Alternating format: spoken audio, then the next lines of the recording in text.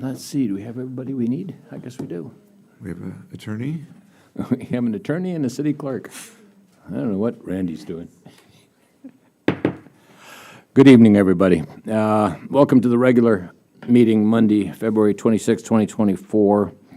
I'll call the meeting to order at 6:30 p.m. Roll call, please, Ms. Clerk. Councilmember Clark. Here. Councilmember Claudia Rona.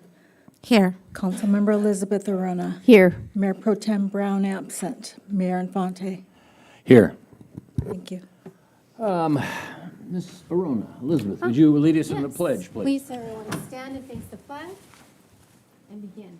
I pledge allegiance to the flag of the United States of America and to the republic for which it stands, one nation, under God, indivisible, with liberty and justice for all. Thank you. Okay, we do not have any proclamations. Let's see, we don't have any presentations. Let's go to public communications. Was this public communications, Anna Marie? All right, Mr. Murphy.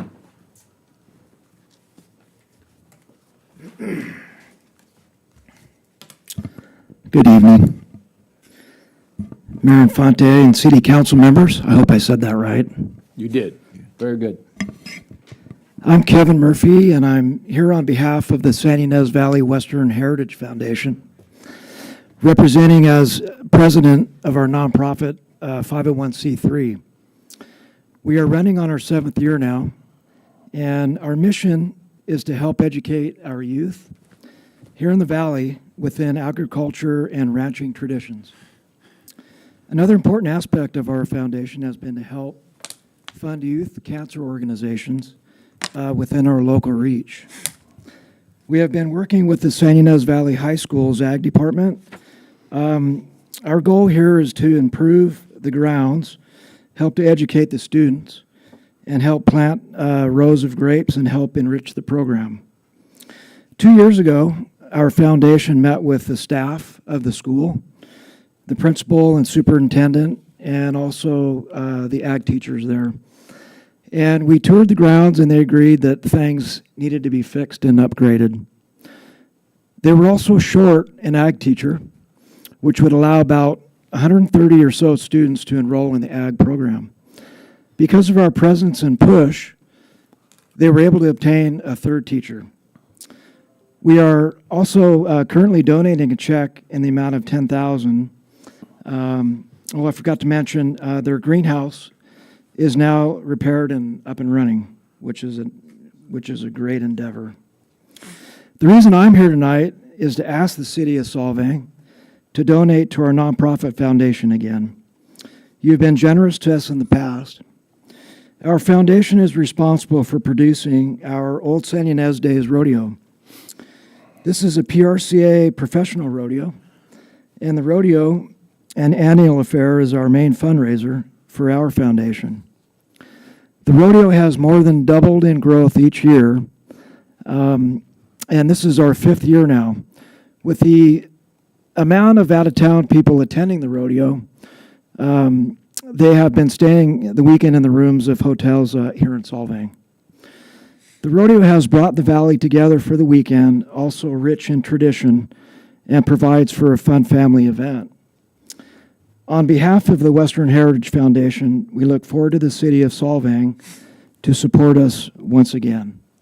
And I appreciate your time tonight. Thank you. Thank you, Mr. Murphy. Thank you.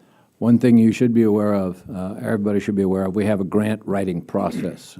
And so you need to be able to fill out a form and submit that into us if you want grants. Great. That'd be great. We're currently trying to fill that form out. Excellent. Thank you. Anybody else in the public like to make a comment? I don't see any hands raised on Zoom. Yes, ma'am, please tell us who you are and what you have to say. We're here on behalf of Dana V. Wines. We're a little local tasting room here in Solvang. We were just informed of a conditional use permit that's required for outdoor music, from our understanding. And we have recently been told that we need to get this permit, or we're going to be fined, basically. So we're here trying to find out a little more information. It seems like it was something put into place in 2021, but now is being enforced. So we just kind of wanted to find out who is enforcing that. Are there any regulations at all? Like if we don't have amplified music, is that okay without the conditional use permit?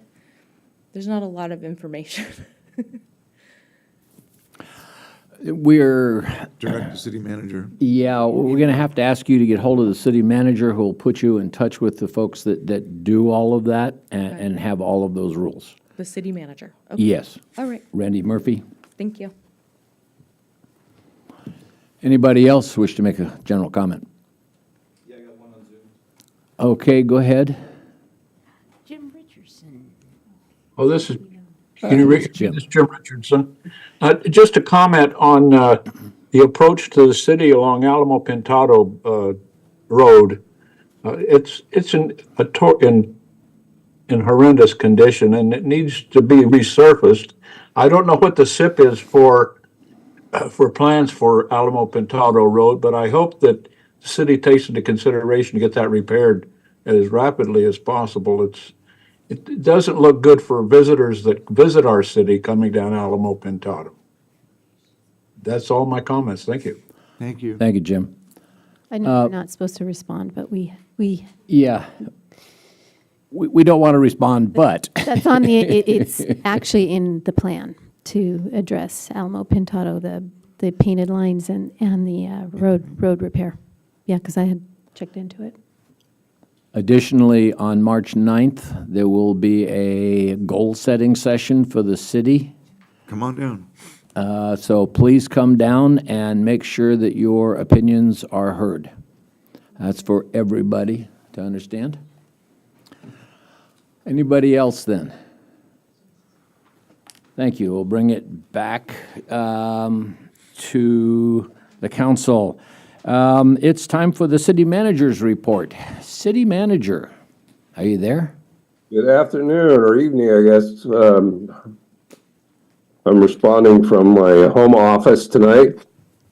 And a couple of announcements. I want to, just as was mentioned, the city council goal setting session is a week from this coming Saturday, March 9th. It'll be at 9 a.m. at the Craft House. Expected to last probably until about 2 p.m. And all are welcome. I also wanted to point out that we have our TMAC, the Tourism and Marketing Advisory Committee selections were made. Candace and I got together last week, and the 5 individuals who will be representing the interests of the city on that committee are Max Handberg from the Solvang Shoe Store, Brian McLaughlin from the Lansby Hotel, Deborah Eagle from the Almarosa Winery, Jason Scrimgeauer, hopefully I'm pronouncing your name correctly, from the Clean Slate Wine Bar, and Susan Lee from the Visitors Bureau. Our first meeting will be next Wednesday, March 6th at 3 p.m. at the council chambers. And that's all that I have. Questions from the council for the city manager's report? No. A quick question, Randy, if I may.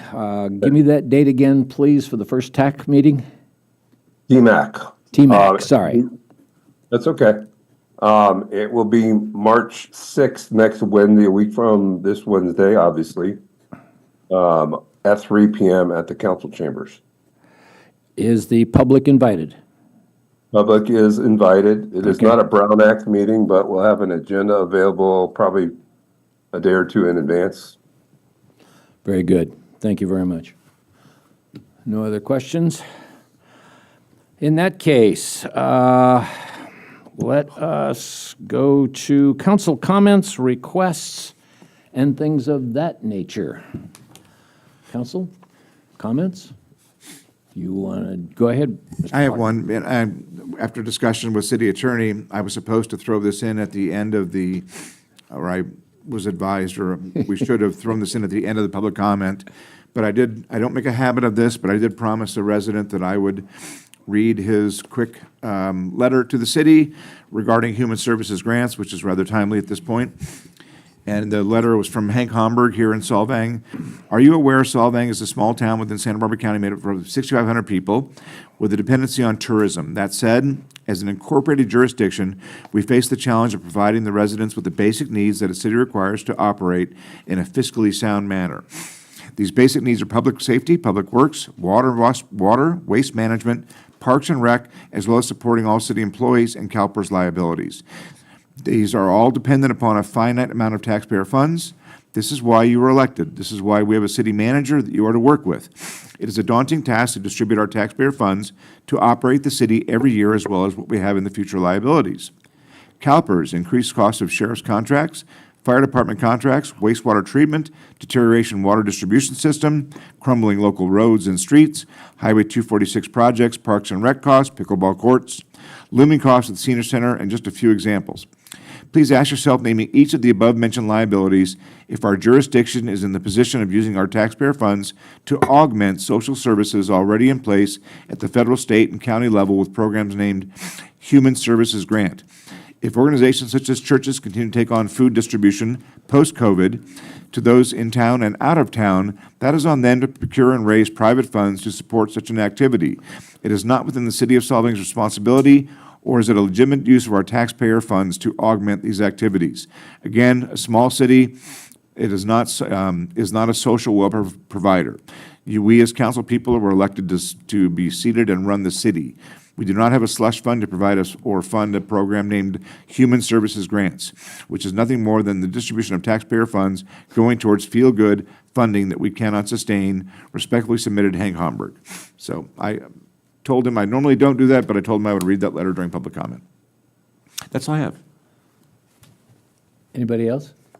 I just wanted to report out that I attended EMA GSA meeting this past week as part of my committee responsibilities, and then I also attended the National Foundation for Danish America meet and greet for with a speaker from the Grandview University. It was a really nice event. Thank you. Couple of comments. So this last couple of weeks since the last meeting, I attended the California Highway Patrol press conference in Buellton with Mayor King. Councilman Brown was there with me as well, and it was a discussion on their new efforts in safety and security in the area. I also was at the meet and greet with the National Foundation for Danish America, where we got to meet some of the, like you said, the president from the Grandview University and the honorary council from Iowa. It's hard to believe Iowa is so that connected to us, but apparently some of the Danes came from Iowa to come here to form Solvang, and Gregerson being one of them. Anyway, I went to the California League of Cities Channel Division dinner, and got a chance to speak with a bunch of the other cities around and see what was going on. Also, the Santa Barbara Council of Associated Governments meeting in Santa Maria. And I have a letter I'd like to make you aware of. We wrote a letter to the Queen in Denmark, showing our respect for her position, and I got back this letter today. On behalf of Her Majesty Queen Margrethe, I would like to thank you for the kind congratulations and good wishes which you so kindly expressed on the occasion of Her Majesty's abdication from the throne. Her Majesty Queen Margrethe is deeply grateful for the warmth and respect shown to Her Majesty throughout 52 years of reign. Sincerely, Kim Christensen, from the Chief of the Court of Her Majesty Queen Margrethe. So I wanted you to know that they did respond to us to a letter that we had sent to them saying congratulations. Okay, let's see. Next we have consent items. Ms. Clerk, if you'd read that into the record, please. Consent is for routine administrative city matters and is approved with one motion.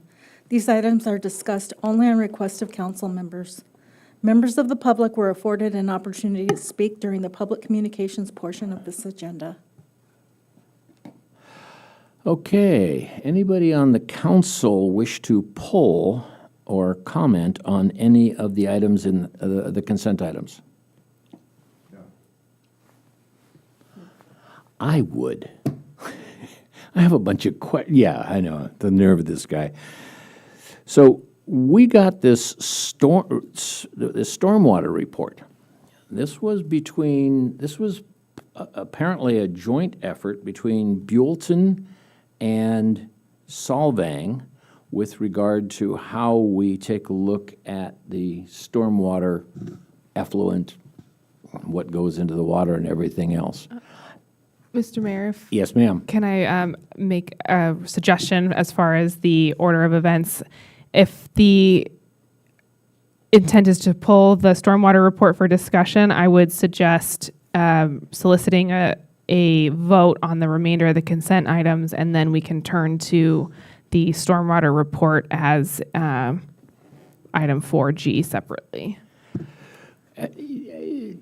I'm not so sure it's a matter that matters of discussion. I just had a couple questions about it. Do you want to still pull it separately? That would be the most appropriate clean way to do it? appropriate way to do it.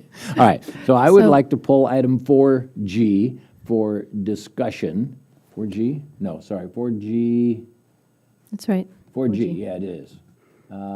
Thank you. So And- I'll make a motion to approve consent items for A through F.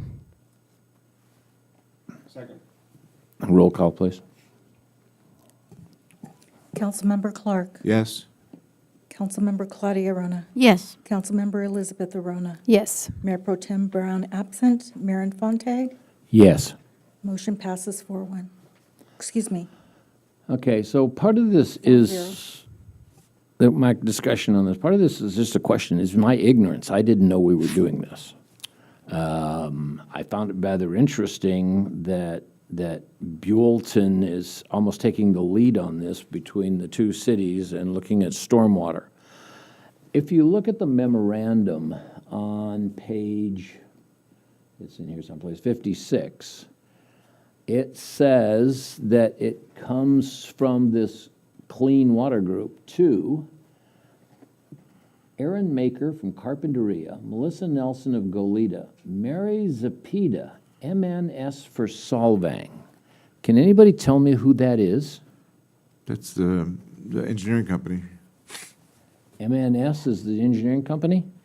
Yes, M&S is the engineering company, and Mary Zapata works for them and is in charge of the stormwater program. Seen their trucks with the green logos on the side of the door, M&S? Yeah. And then it has Rose Hess from the city of Buellton, which I believe is an employee of the city. She's the public works director, yes. We don't have one of those. March 7th, we have interviews. Yes, we do. He left the room, that's all. Well, that was primarily my question. I mean, it looks like everything is going along. I've noticed that this is a huge report, and there's some very interesting aspects to it, including the Oh Wow training, which is the operational water, I forget where that was, something like that. Our water, our world. Yeah, our water, our That's Oh Wow. But I don't have a problem with it. I was just unaware of it, wanted to know a little bit more about it and who these people were, so we're putting our everything in the hands of the MNS, and they're taking care of us. Okay. Anybody have any other comments or questions about it? Mr. Mayor, Yes, sir. well, I just wanted to add, this report is actually for the fiscal year 22-23. So I know there was some concern expressed by another council member about some of the results, and we've improved the issues that were problematic. If it would be the desire of the council, I could have our public works director Director Roger actually do a presentation on this information. We thought as staff thought it might be a little bit dry, no pun intended, stormwater issue, but, if there's an interest, we can certainly do a presentation. I actually would be interested, Randy. Let me explain why. I think there have been other comments in other meetings where we had the motivation to be more proactive about trapping and storing and using stormwater runoff in a more efficient and effective way over the long term. But I wasn't aware of this program or our activity in partnership with Buellton until the report was provided. So if we could get a report, not too technical or deep necessarily, about, all the lab results of the, You're asking Roger to be, there was probably 10 pages of lab results that I was worried I didn't understand. But if we could just maybe have it as, what's the intent of the program, and what are our takeaways from our observations, learnings, or gaps, and what action can we take as a result? Is that fair? Yeah, we can do that. Okay. I would go along with that. You're okay with it, Claudia? Yeah. Okay, then there's at least three of us that will. Mr. Clark will be back here in a moment. So Right. yes, if we could have that, that'd be nice. Part of that question is also, if this is only through 23, how are we doing towards 24? Are we doing the same thing again? Just a little bit of that. Yeah, the information is largely the same. There was a finding that we weren't as good at capturing some of the debris that goes into the stream, and we've improved that. So things are better. And I'll have Roger bring something back here in the near future. Thank you very much. So shall I make a motion to approve consent item 4G? I'll second that. Councilmember Clark?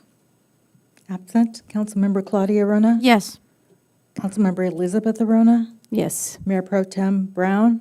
Absent. Mayor Infante? Yes. Motion passes 3-0. Okay, so we're on to item 6A. Staff report, please. Shall I read first? Yeah, introduce it. My apologies. Thank you. Discussion and possible action to provide direction regarding enforcement of delinquent water and sewer utility bills. Staff report. Randy, did you want me to give the staff report, or did you want to give it?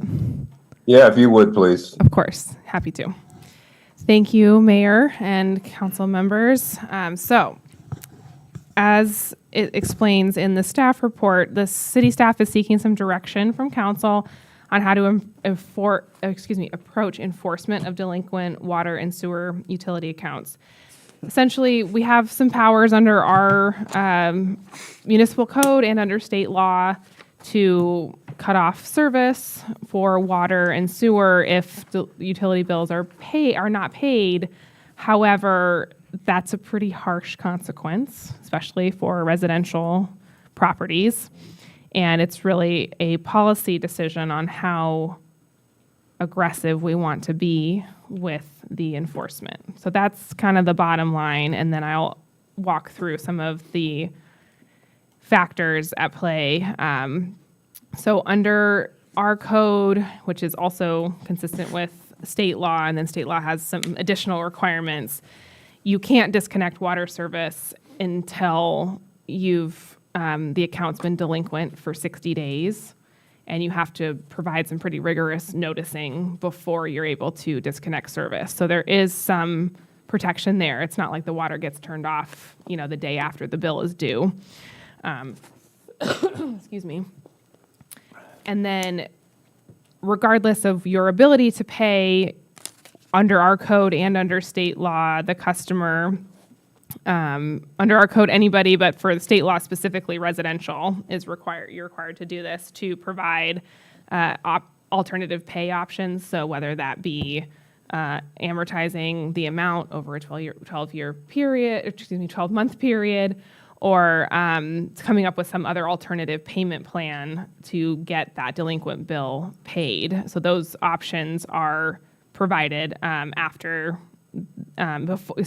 before a shutoff, a disconnection happens. So you get delinquent, you get an opportunity to get on a payment plan or some other alternative payment arrangement. And then if you're still delinquent for 60 days, then shutoff can happen. But there are additional restrictions for specifically for residential customers who meet 3 criteria, and that's if a doctor certifies that discontinuing water service is going to be life-threatening or pose a serious health issue, they are financially unable to pay, as in they're 200% below the poverty line and get certain low-income benefits, like think food stamps, that kind of thing, and they're willing to enter into an alternative payment plan. If all 3 of those things are true, then essentially they get 120 days before shutoff can happen. They get a longer grace period. So that's kind of, there's a lot of process we have to go through before we could disconnect water. But even then, there's kind of the policy consideration of, well, once we go through all of those steps, how aggressive does the city want to be in discontinuing service? And there are certain accounts where it's kind of a chronic problem where they'll pay some to get out from under the threat of their service being discontinued, but then the next month they're delinquent again. And then there's a handful of accounts, at least one that we're aware of that's has a very high balance. So not, most of the residents are good actors. It's not that it's a rampant problem, but we do have this kind of ongoing issue with customers. And then another layer to that is when there's a tenant landowner situation and the utility customer is the tenant. And if the tenant leaves and doesn't pay the bill, we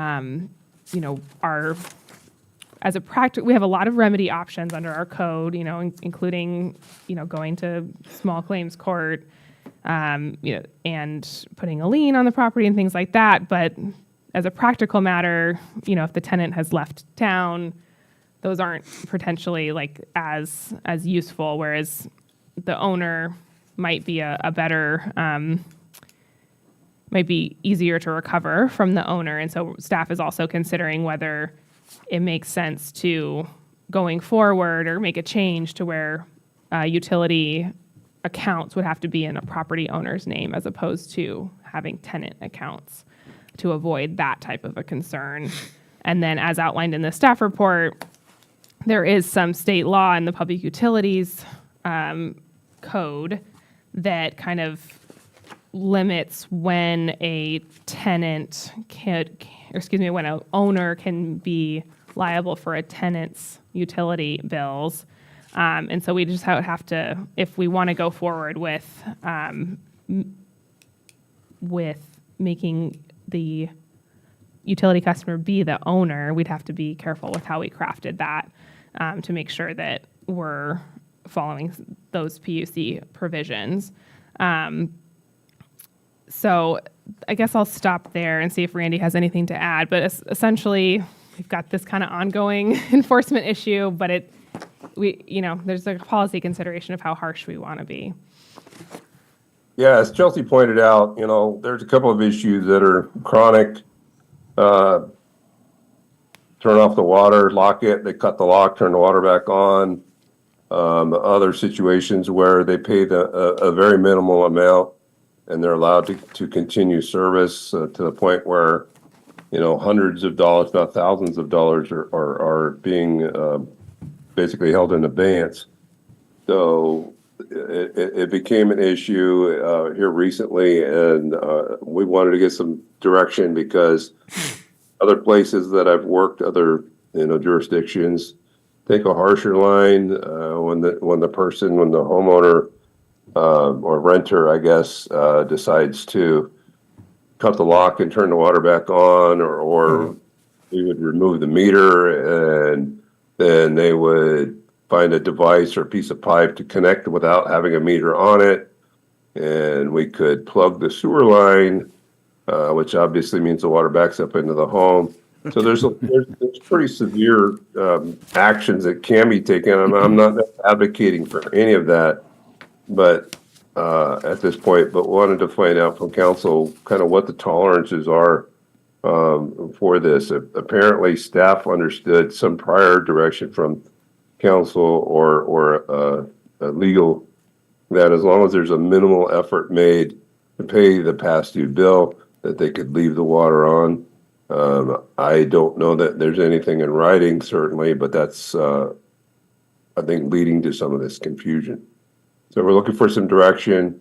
You know, one of the options, as Chelsea pointed out, is we could make the tenant, the landowner, the property owner responsible for the bill, but that wouldn't do anything for the existing situations. It'd only affect those that after the ordinance would become effective, that we could have a higher deposit or have a deposit. I'm not sure we require a deposit. It could have a high deposit, two times, I think, the expected bill would be another thing. So again, we're looking for some direction on what you'd like us to do. Questions? I have a few questions. Randy, so do we have a sense for the magnitude of this challenge, either number of accounts that run month to month on a delinquency, or the amount of cost burden to the city over the course of an annual period for our inability to collect? Like, is this a $10,000 issue, a $100,000 issue? What is it? It's going to be on the lower end of the scale. We don't have, it's not a tremendous amount, but again, it's about being fair and equal to everybody. And there were provisions made when we were under the COVID restrictions that we couldn't turn the water off because of that. So there are exceptions to any rule, but it is a problem, and it's not being fair and equitable if we don't have some way to enforce. So being fair and equitable is absolutely a provision we have to live up with, but we also need to acknowledge that our water costs have gone up Right. significantly. In some cases, almost 30% if you stack the baseline costs for the metering, the baseline costs for the wastewater, sewage, and your consumption costs, and the tiering. Even all of that was actually more than the 5% increase that was promised, almost a year and a half ago when we noticed that the rates were going to change. So I just think it's important for us to acknowledge that even I get a lot of feedback from people who most likely have the ability to pay and are not living paycheck to paycheck, have felt an imposition in the increase in our costs for water in the city of Solvang. So I think we need to make sure we're being fair and equitable, and we need to be sensitive that everything, including water, right, went up in the last 2 years. So I'm mostly concerned about the people who are figuring out how to have healthy, clean water and eat and pay for their housing. Those people who live very close to the edge have most of my attention. Okay, so we have to be fair and equitable, but we should make sure that programs are in place that are fair and offered to everyone, that give someone who's struggling a chance to catch up and pay in a way that considers their ability to pay. So I just have one other question. When we have these issues with accounts that are delinquent, are we also looking at their pattern of consumption? So not just have they been constant slow pays, but are they abusers in consumption? Or we can look at, I've read those reports. I know we can see on their meter reporting how much water they're consuming, and if they're spiking or if they're abusing, then they should fall into a different category. Yeah, we can look at all that information. It is available to us on the, on the city side. And those are all certainly things that we can address in whatever we might bring back if it's the council's will. Again, we're looking for some direction, and we hope to find something that is fair. But individuals that are chronically late, they go in a payment program and then they don't abide by the terms of the payment program. These are all things we're encountering, and that's part of what we're looking for help with. When you have those chronic, there's like a category of these situations. When you have the chronic inability to pay or delinquent, and they're not making attempts to pay, then we need to treat everybody equally. If you're not making attempts to pay or using programs that can help you pay or work out, right, some way to pay down what they owe over time, and they're still not cooperating and participating, I think you need to really notice. And then, again, it's almost not fair for the folks who are paying, right? So we need Exactly. to That's we my need to point. live by our own rules. Yep. If I can make a few comments based on what you were asking about, and then I don't want to forget about public comment too, if we don't have further We'll get staff there. questions. So under our code and state law, we are required to provide the opportunity for a deferred payment plan. So that is sort of baked in. People are getting an opportunity to have some flexibility on paying down their delinquent amounts on their bills before a cutoff happens. And so I think just to pinpoint, the direction is focused on, like, even after we follow all of those steps and give them the opportunity to pay, and they're still not gonna do it, or they're still not doing it, at what point is the council comfortable with staff shutting off the water? Because frankly, and again, I'm helping Randy, I'm maybe stepping into a policy lane here a little bit, but if once you shut off the water, now you have potentially a family that doesn't have water service to their home, and nobody wants that, really.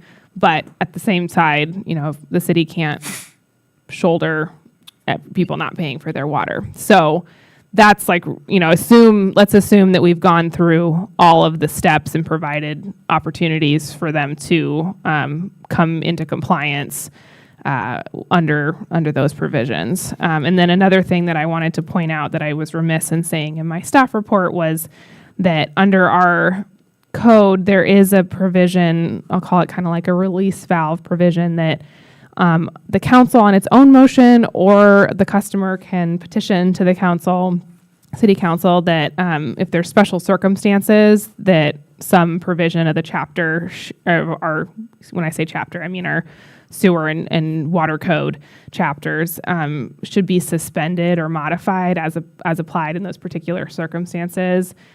You can bring it up, or they can petition you to have some flexibility in the requirements under specific circumstances. So all that is to say is that if the direction is to enforce, at under whatever conditions, there would still be that release valve in our code for a specific circumstance that maybe we're not considering now, because we can't imagine everything. So I'll stop there if there's further staff questions. Yes. Yeah. Question, Randy, you had made the comment about past bills. Anything we do at this point in time, I assume, cannot be made retroactive. That's my understanding. Chelsea can answer that. Yes. So, for example, if we decided to, if the direction was to make all accounts into the owner, the property owners, that would be going forward on a rolling basis. So, Okay. As new accounts were created, they would be in the property owner's name. As far as delinquent bills, I mean, if someone was currently on a payment plan and they fell off that payment plan after your direction that we, enforce, or, whatever the direction is, at that point we would apply that direction, but we're not going to go back in time and, Got it. go back to those prior bills that we've let go, for example. Any other comments? I have a comment. A question? I'm I just should- curious if Waste Management doesn't have a meeting where they sit around and go, gee, if people haven't paid for their trash for 3 months, what should we do? Your trash doesn't get picked up. If I don't pay my Culligan bill, I don't have soft water. If I don't pay my internet through Comcast, I don't have service. And this is a contract people enter into, and they make a deal with whatever to pay their water bill. And I'm fine to understand there's extenuating circumstances, but when you get to the point where you've worked out a payment plan and somebody doesn't abide by that payment plan, that was being very generous. I owe $2,000 a month to Aid Vantage for my kids' college. If I don't pay that, I'm in trouble. I don't get it, what this is about. How are we going to work with people that don't want to pay their bill? Because everybody's struggling in this economy, especially in California. So I'm tired of hearing this. If people don't pay their bill, shut off their water. It's the same up and down the line. Thank Well, you. that's what they're asking, if we want to, Yeah. we want to. You work out a payment plan. If they don't pay it, then shut off their water. Here's a question. How many steps do you want to take? Do we feel like we have promoted, publicized, and made aware all the options for someone who's unable to pay? Wendy's better able to answer that question. Every water account that is delinquent, they get, so everybody gets a water bill every month, and then that delinquent amount is on that bill every month. And then they get notice that they have a certain period, like that deadline's coming up, and then when that deadline comes up, then they get a notice saying that their water's going to be disconnected for non-payment. And then the next day is when they would shut off the payment. So they get plenty of notice, and it's, we keep everything, every correspondence email, we keep that in their water file. And then we do reach out to them and ask them, give them that option for the payment plan. Let me just be really specific. Do we think that if a customer has a doctor certified that discontinuation of service is life-threatening, that they know how to go through that process? Do we believe that if someone is 200%, if their income is less than 200% of the poverty line, do you think they know that criteria is available to them? Do you think they know that they have an alternative payment plan that they can enter into? Do customers know they have options?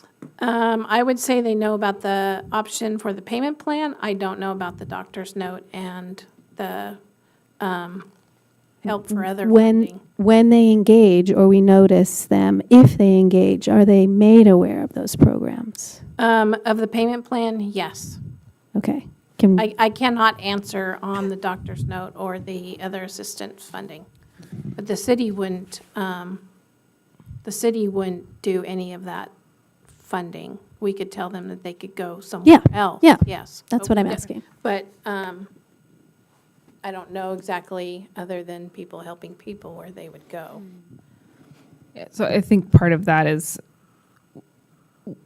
the difference from our perspective is how long they get to be on a payment plan and kind of flub it up basically before we're actually going to turn the water off. Because if they meet those criteria that Councilmember Rona was just saying, they get a little more time. They get double the time.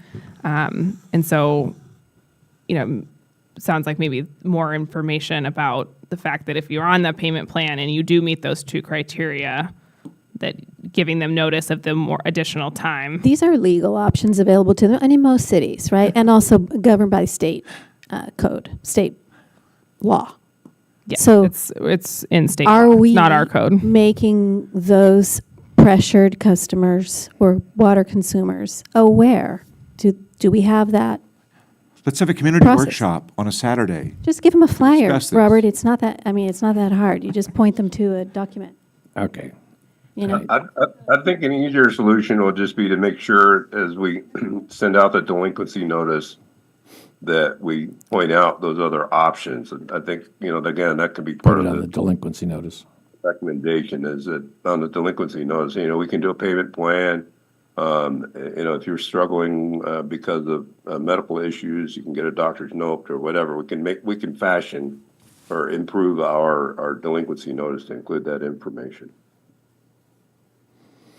So I have one last comment on the landlord or the tenant issue. When we issue a reinstatement fee for someone a tenant who's walked away from a bill, small claims is certainly an option. But when they walk away, who is responsible for reinstatement? That's what they're asking. Because the landlord is obligated to rent to the next tenant a functional property. So the water needs to work. So a subsequent tenant can't be responsible for a prior tenant's delinquency. So the landlord is responsible for reinstatement. Should be no question there. I mean, the landlord, a tenant, they have to pay for their own water usage. So I don't, when a tenant leaves and there's no gap in tenancy, maybe the water doesn't get shut off. But I think, when there is a month or something where the property is not being let, if the landlord has, I guess my point is, irrespective of delinquency, there could be the water turning on and off in between tenancies. And so that would be handled however it normally is handled between the landlord and the tenant, and they figure that out. What can't be, we can't charge a subsequent tenant a penalty or something, or the prior tenant's delinquent charges. We can't roll that over to the next tenant just because it's the same property. So the meter is in the new tenant's name, not in the landlord. Yeah, it's a different account, right? It's a new account, yeah. Yeah. And that's the issue with this. That's what brought a lot of this up is a landlord rented out the property. The renter left, turned the water on, and left. The owner did not know that. A $400 bill showed up, and the owner says, it's not my responsibility. So what do we do as a city to take care of a case like that? Go ahead. I was just going to state that for the landlords and the owners, we have paperwork that they fill out stating that they are responsible for the bill, regardless if the tenant. Who is responsible for the bill? The The owner. landlord, he's going to make Yeah. this agreement with the Yeah, tenant. they all have- This is insanity that we're They all have talking about agreements. I agree with that. Yes. They do have agreements, and it's Why are we in contract discussing with the this? tenant. In our code, when a tenant applies for their water service, as part of that application, the owner also has to submit a certification that they're taking responsibility for the tenant's water bill. So if the tenant is delinquent, the owner is responsible. We've just received pushback from that, and so another way around that problem is to just make it so going forward, the account's in the owner's name, and then we don't. Period. No Period. renter. Yeah, so there's, the theory, I guess, would be that there would be less quibbling about it on the back end when things go wrong because it's the owner's account, Yeah. period. So, And also, well, that is what security deposits are for, 100%. to cover expenses, damages, things like that. So I would argue that, nobody wants to be responsible for somebody else's bills, but landlords do have resources to protect themselves against things. Yeah, like landlords have more flexibility and contractual capabilities to govern yeah. for that risk. And I will say, under the Public Utilities Commission regulations, it does allow if we want to continue to allow tenants to have their own accounts, for requiring a deposit from the tenant to the city. There's limits on how much that can be, but that's another option, is to write into our code that we require a deposit from a tenant, so that if they do skip out, we at least have that. But the amount of the deposit is limited to twice or Well, three times we'll the bill. claw back some of the costs. We may not recover 100% of it. Yeah. Okay, so let's ask for, is there any public comment first? No, and nobody on Zoom? All right. Then what we're being asked for is what would we recommend? And I'm going to give you what Councilman Brown told me. He's not here, unfortunately, but he wanted to address this. So what he was saying, with his experience in financing, says the city can place a lien on the property which must be paid if transferred. In the meantime, these liens can be sold to investors who want to earn the interest rate associated with the delinquent amounts. In this way, the investor buys the liens from the city, so we get paid, and now they collect on past due amounts knowing they are paid principal and interest when the property is transferred or sold with a government lien. Excuse me. That's a collection agency. Yeah, but it takes us out of it. We put the lien on it, sell the lien, and then we're out of it, we got our money. Interesting, huh? Anyway, that's his, I don't even know the legality of that. Yeah, so collection agencies are definitely an option, but you don't get 100% on the dollar, right? You get a much less percentage on the dollar because they've got their overhead and they're not going to collect 100%. Yeah, it's also a lot more to be reaching out, and yeah, that's just more administrative work for the city. Well, How about we just work out a payment plan? If they don't abide by the payment plan, we shut off the water. Can I make that a motion? I mean, I'm all fine for that. I think the problem is recouping costs if somebody just walks away from the bill. You know, somebody bails and moves to Idaho. You write it Who's- off. It's cost of doing business. Well, I that's, think there's two issues. There's one of when we disconnect, but also what we want to do about the issue of tenant landlords, and that's a potential risk of having a higher cost left on the table. so what you're suggesting is, or one of the suggestions is, that we I am just not make making any sure that policy every owner is responsible for the water bill, and then what they do with the renter is up to them. Thank you. Yeah. That would make it very simple and straightforward, I think. I don't know how big of a problem that is for absentee owners, because we have a bunch of those around here. Is that our problem? No, it's not, actually. Thank you. So you want to make that motion, Robert? Yes. Go ahead. We don't need a motion. This is just general direction because we have to bring back any code Okay. amendments.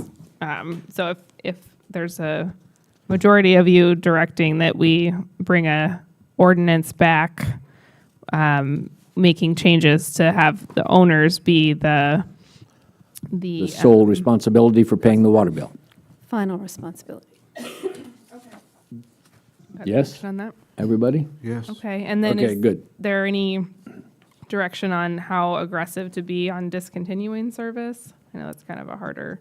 If they've worked out a payment plan and they don't abide, if they worked out a payment plan, then it's been 60 days since they paid their water bill. They work out a payment plan, they make the payment, and the next month they don't, you cut off the water. It's the same as any contractual or operation where you make a deal with somebody and you don't fulfill it, your house gets taken back, or whatever. So what I'm hearing from Councilmember Clark is that you would recommend disconnecting service at the point when allowed under state law. Yes, and if you've made my agreement would be, if you've made a payment plan with the city after you've been delinquent, make a payment plan, we agree to it, and then you renege on that plan, then we can cut off the water. And that's enough opportunity. I think so, too. You're into the 90-day. Does the 60 days start again, or the minute you miss a payment in your payment plan?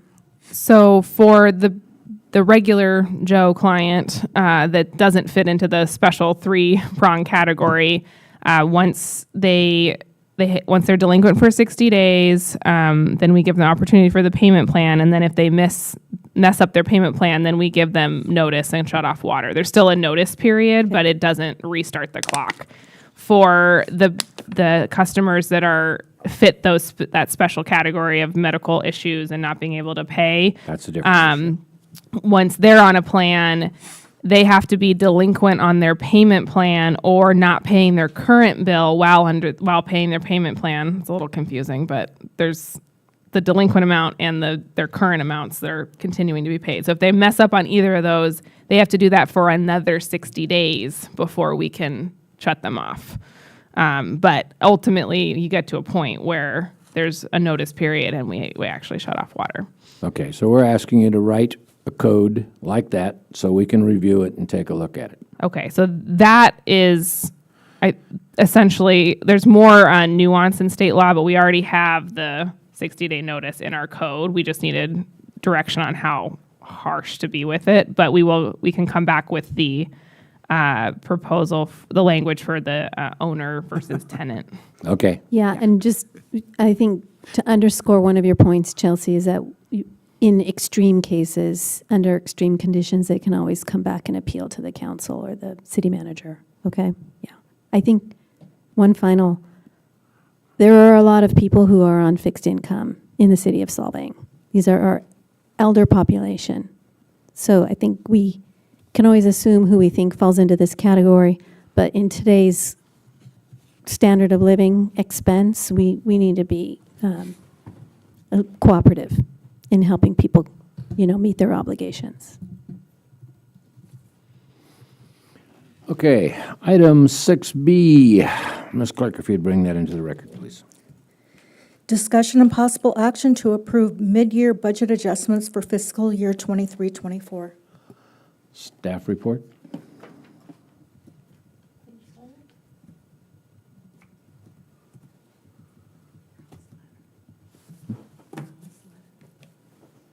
Oh.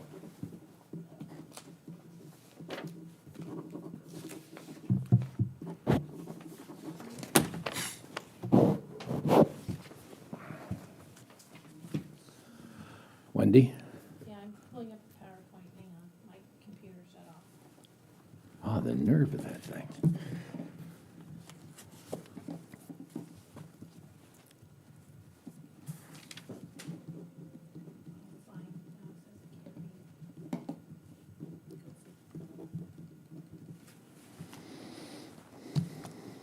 For the record, Wendy was in here early, setting up her computer and getting this all ready. So just want the record to reflect that. Ooh, ouch. No, she tried. I'm just saying she did her due diligence. The computer's rebelling. Oh, I thought you were saying like she had all this time and she still can't do it. No, I'm saying she was here. She tried to get it all set up. And it was working. Mm-hmm. Okay. Blame it on laser. Still not seeing it? Okay. Shit, this got no.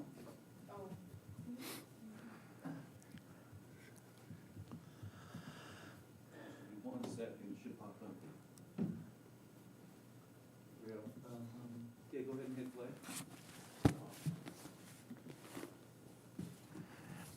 All right. Okay, so this is the fiscal year 23-24 mid-year budget. Turn on your mic. There we go. So this is the 23-24 mid-year budget adjustments, and just for clarification in the staff report, because there's so much information, the blue tables are revenue and expense, yellow are the budget adjustments, and green is the total summary of the budget adjustments.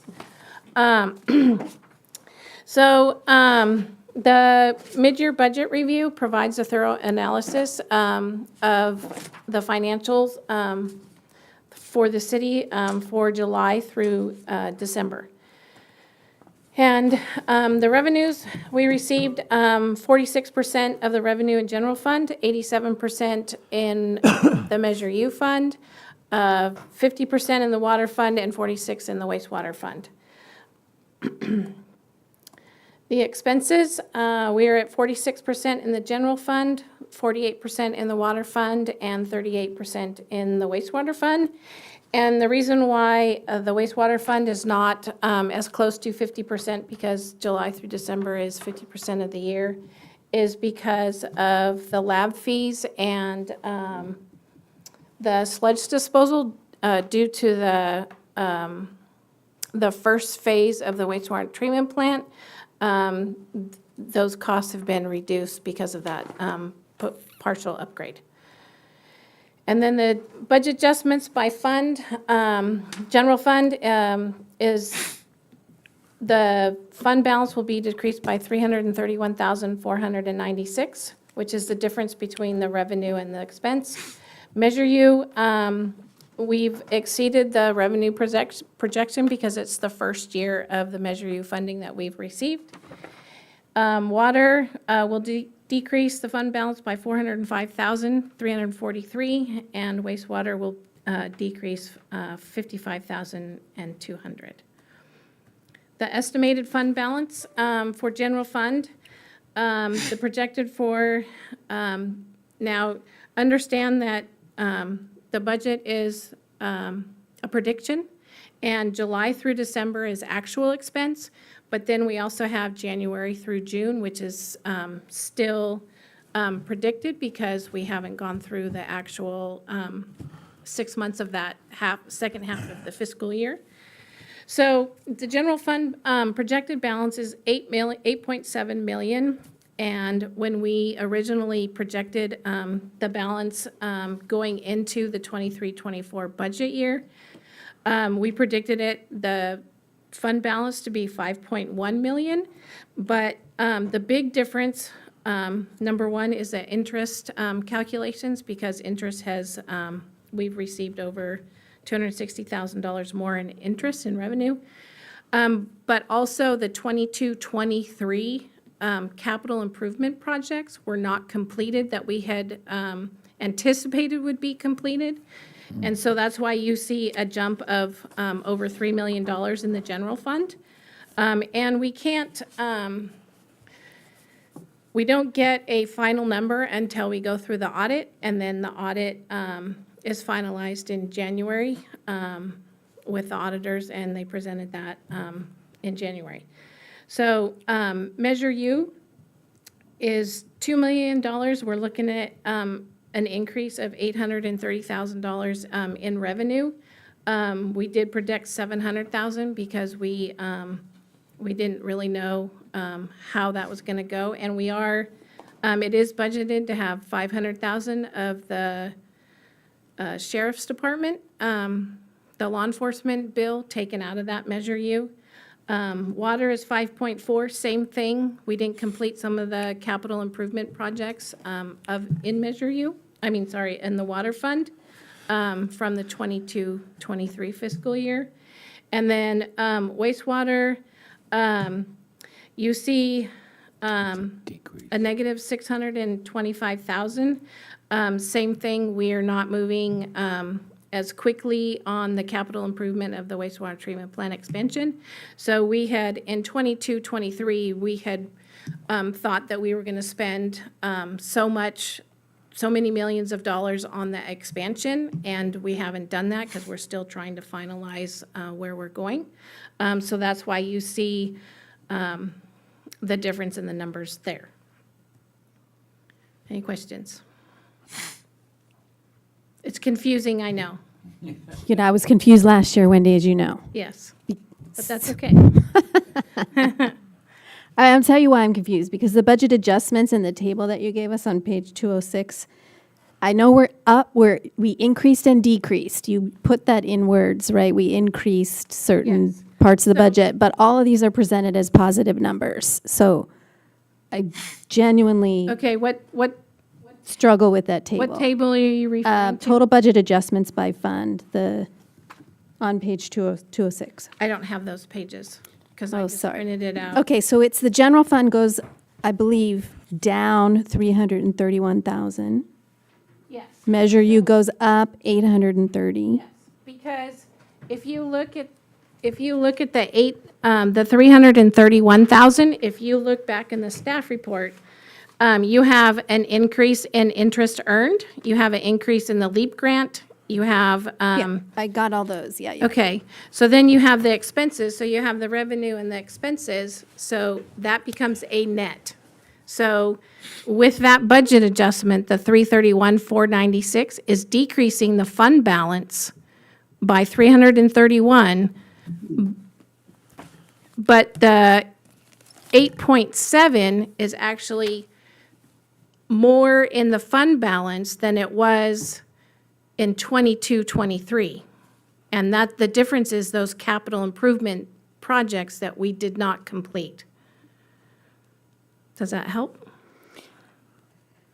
No? I struggle with the math. But Okay. let's just go down to the bottom Okay. table, 206. Okay, Still on the change to fund balance, the very bottom line. Yes. Updated fund balance, so we're at 8.7 million for the general fund, 2 million for Measure U, 5.4 for water, and negative 625 for wastewater. Yes. I'm reading that as, that's what we project So that is what we, End the year at. to the end of the year, if everything goes status quo with all the expenses that we have and all the capital improvements we have, that will be the end of the fund balance at the end of June 30th. And if you look at that table, you have the capital expenses. So you see one, Yep, 2, 3. 1.165, yeah. So if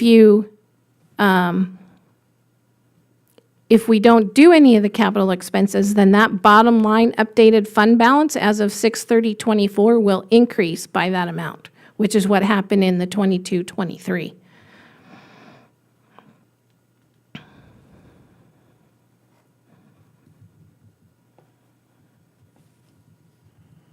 So we are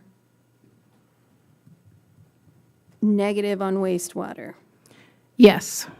If we do the capital $2 million, which is why wastewater had to increase their rates so substantially, because they had used all the fund balance for the wastewater. But are we on track to spend that 2 million for the No. next 6 months? We're not? No. Okay, I'm with you on that. Yes. So is this really a fair projection, or that, maybe we should put that line item at the bottom, right? If we, Well, we can spend it, and it was determined, like we can't, it was already like discussed and budgeted, so we can't like just remove it because, what if we spend that, what if we spend that money?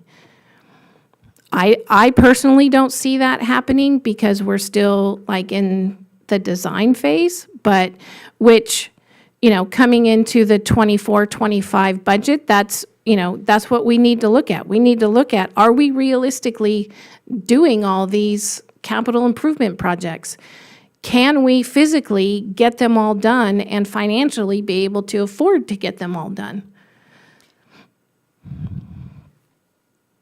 that's a conversation I would love to have. And honestly, it makes me think of what Councilmember Brown, I wish he was here tonight, because last time we looked at all these numbers, he was like, give us an executive summary of just like, what's this really mean to us? Because that's the takeaway, right? And so we need to make, especially as we go into the goal-setting session in a week. Correct. And one of my goals was to look at the financials and be, financially responsible. Not that we are, but look at it more in depth and really figure out where are we going and what do we want to do. And then put that, because we have a 10-year CIP program that gets adopted by council every year with the budget. So, because everybody's new and we're pulling from this 2-year budget that none of us had any input on, we have to live with that and do our best to be transparent and open and record the numbers properly. And so going into the 24, 25, 25, 26, we're going to be looking at the CIP and we're going to be determining, can we physically do these? Is there enough bodies? Is there enough staff? Is there enough money? Is there enough time to get all these projects done? And what are our priorities of all those projects? And if I could jump in here, one of the things I asked Wendy to do on that last slide that she had up was to show where we were projected to be at the end of the year when we originally did the budget and where we now project we're going to be. And if you look at it in the general fund, we're about 3.6 currently projected. And again, like I want to reiterate what she said when she first started out. The budget is a projection. It's our best guess, based on the information we have available. And it's based on the assumption that we're going to spend every dollar that we plan to spend and also receive every dollar in revenue. And we all know that, it's out of date the moment that you hit print on the on the software. So, but again, what I wanted to point out and stress is that in every instance, we're better off currently with the current year-end projection for fund balance than when we adopted the budget. Even though we're spending more money, 336,000, I think it was, or 331,000 in general fund that was unbudgeted, spending more money than we had originally budgeted, we're still in a better place because we didn't spend all the money that we planned to last year. So in the case of the general fund, we're $3.6 million to the positive. Measure U, we're about $1.3 million to the positive. Water, we're right at $2 million to the positive.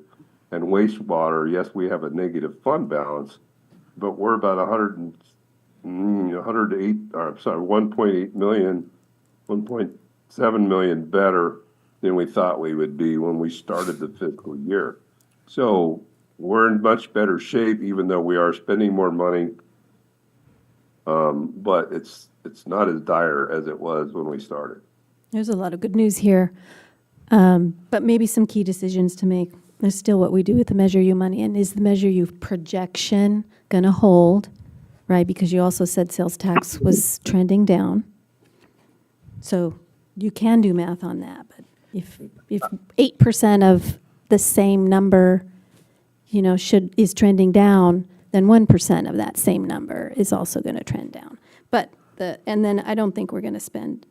We're just not in position to spend, make the capital expenditure on wastewater treatment plants. So it feels like we're good in a lot of places. We are good, yes. And like Randy iterated, the general fund has, $3.5 million more than we predicted at the end of 2022-23. We had $3.5 more million than what we thought we were going to have because we didn't do those capital improvement projects. Yeah, well, plus we made some good moves on the interest increase, so that was a good move too. Yeah. I also want to point out that the sales tax numbers that were shown was 46%, but that was not including December numbers. We didn't have December numbers when we did this report. And we still don't. Right. We won't get those. We might get them by the end of February, but probably the first part of March. But the point is that I'm looking at a number that is only 5 months, and we've received 46% of the budgeted amount. And I would have to believe that December numbers are going to push that number higher than 50%. Yes. Yes. We agree. I have a question. Yeah.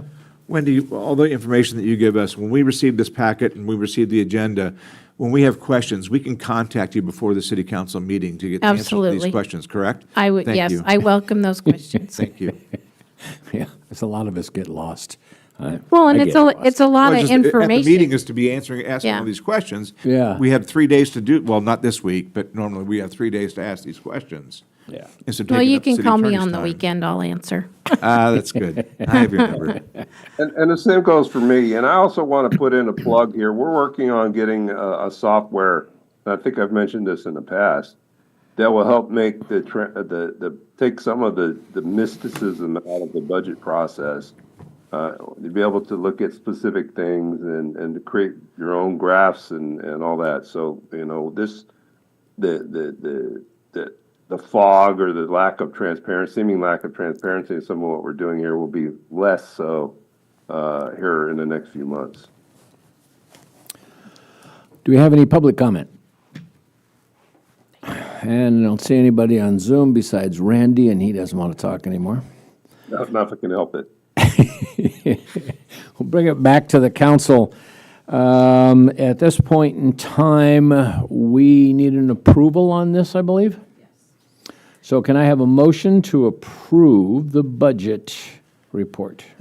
So, hang on, you need to approve the budget adjustments as presented? Or do you want to have them do the decrease of general fund?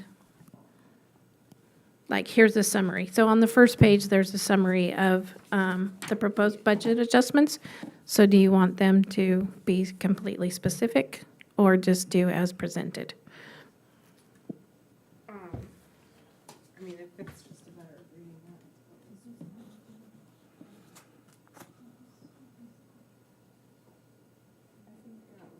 Unless there's an objection, I would think as presented would be the easiest way to go forward. Yeah, I would agree. Yeah, I'll make a that's motion fine. to accept the as presented adjustments to the mid-year budget 2023, 2024. I'll second. Roll call, please. Councilmember Clark. Yes. Councilmember Claudia Arona. Yes. Councilmember Elizabeth Arona. Yes. Mayor Pro Tem Brown, absent. Mayor Infante. Yes. Motion passes 4-0. Thank you very much. Let's move on to item 6C. If you would read that into the record, please, Ms. Clerk. Discussion and possible action to award a contract to Canon Corporation for design services and to provide construction management services for the HCA Middle Well Reliability Project in the amount not to exceed $325,067, plus a 10% contingency of $32,506.70, for a total not to exceed amount of $357,573.70 for the term February 22nd, 2024 through December 31st, 2025, and authorize the mayor to execute on behalf of the city, and authorize the necessary budget adjustments. Staff report, please. Okay, so as pointed out in the staff report, the HCA Middle Well was initially installed or drilled almost 10 years ago, and it was not put into service at that time. Due to inconsistent water deliveries from the state, it is now necessary to develop this well.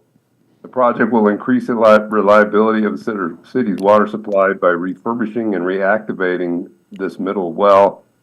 This initiative is particularly vital for situations when other city wells are offline or when there is an increased demand for water.